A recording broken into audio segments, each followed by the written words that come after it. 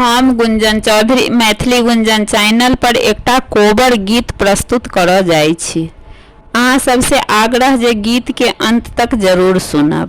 धीर बहु गंगा धीर बहु जमुना धीर बहु सुरसरी धारा है।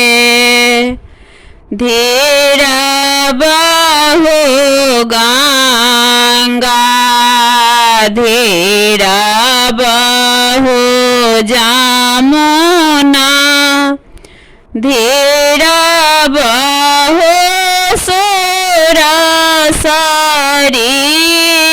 धारा है। ताहि पैसे ऐहब सासु पलंगा ओछाओल सुतथु धिया धिज माए हे। आंगना बाहरते तोहें से लखी गे चेरिया अपन सासु दियाने चिन्हाए हे।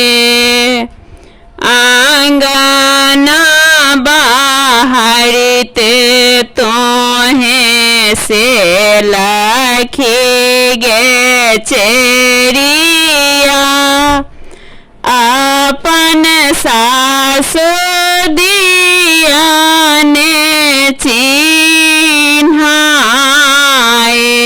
हे।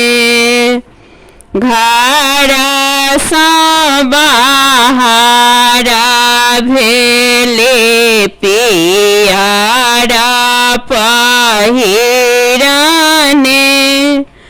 ओहे छथि सासु तोहार हे। घर सँ बाहर भेले पियरा पहिरने ओहे छथि सासु तोहार हे। आंगना बाहरते तोहें से लखी गे चेरिया अपन सरहोज दियाने चिन्हाए हे। घर सँ बाहर भेली पाना पनबटाने से छथि सरहोज तोहार हे। घर से बाहर भेले पान पनबटाने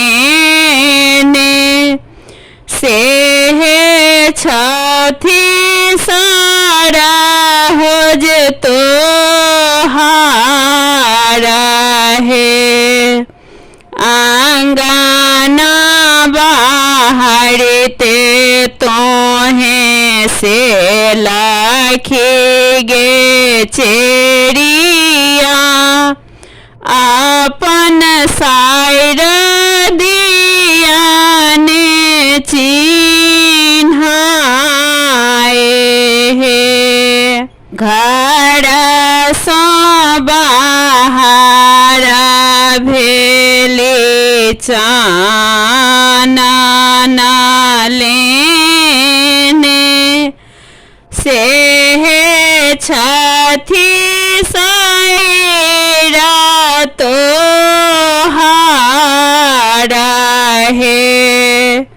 घर सँ बाहर भेले चानन